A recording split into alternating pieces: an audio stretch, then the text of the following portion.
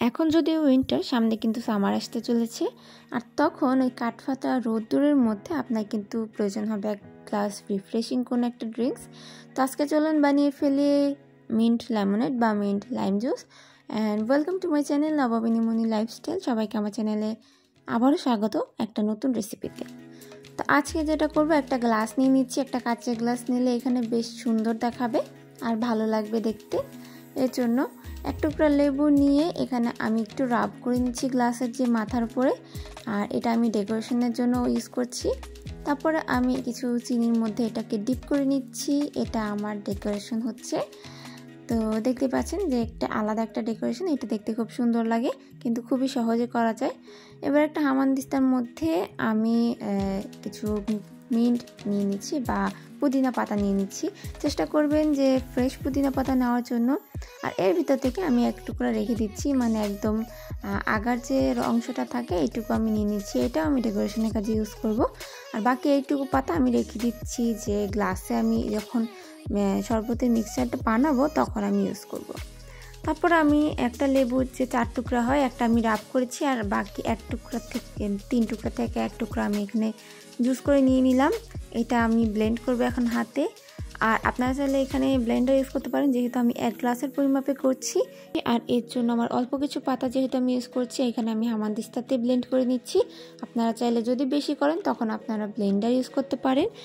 আর সেই গ্লাসটার ভিতরে আমি কিছু লেমন কিউব দিয়ে দিচ্ছি। বাকি যে পুদিনা পাতাগুলো রেখেছিলাম সেগুলো আমি দিয়ে দিচ্ছি সেই গ্লাসের ভিতরে। তারপরে নিয়ে নিচ্ছি সেই জুসটা, মানে যে জুসটা আমি বানিয়েছিলাম পুদিনা পাতা আর লেবু দিয়ে ব্লেন্ড করে। আর এর ভিতরে আমি আরও 2 পিস লেবু টুকরাকে জুস করে নিচ্ছি। আর এবার মিক্সচার করে নিচ্ছি।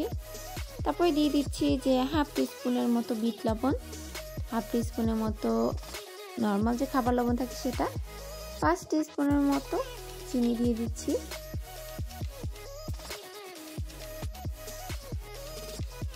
দিয়ে দিচ্ছি কিছু আইস কিউব। এক টুকরা পড়ে গেল। তো যাই হোক, আপনারা এখানে আইস কিউব প্রচুর পরিমাণে ইউজ করতে পারেন। আমি মিডিয়াম ইউজ করছি। তারপরে যে জুসটা করেছিলাম সেটা আমি এখানে সমস্তটুকু ঢেলে দিচ্ছি। এখানে আমি কিন্তু ছেঁকে নিচ্ছি না, কারণ আমার মনে হয় যে পুদিনা পাতা খুবই উপকারী। আর এর জন্য যদি পুরোটা আপনি খেতে পারেন তাহলে খুবই ভালো হয়। আর দিয়ে দিলাম 7 আপ। দেখতেই পারলেন তৈরি হয়ে গেল আমাদের সেই রিফ্রেশিং মিন্ট লেমনেড বা মিন্ট লাইম জুস। খুবই সহজ একটা রেসিপি, আর দেখতেও খুবই সুন্দর হয়, খেতেও খুব মজা হয়। একটা জিনিস মাথায় রাখবেন যে এখানে কিন্তু আপনারা নর্মাল পানিও ইউজ করতে পারেন। আমি এখানে 7 আপ ইউজ করেছি।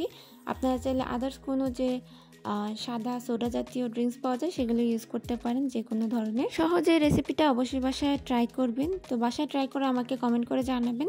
আর খেয়ে যদি একটুও মজা লাগে তাহলে আমার চ্যানেলটা সাবস্ক্রাইব করে দিন, পাশে থাকা বেল আইকনটা ক্লিক করে দিন। সবাইকে থ্যাঙ্কস ফর ওয়াচিং। সবাই ভালো থাকবেন, সুস্থ থাকবেন। টাটা।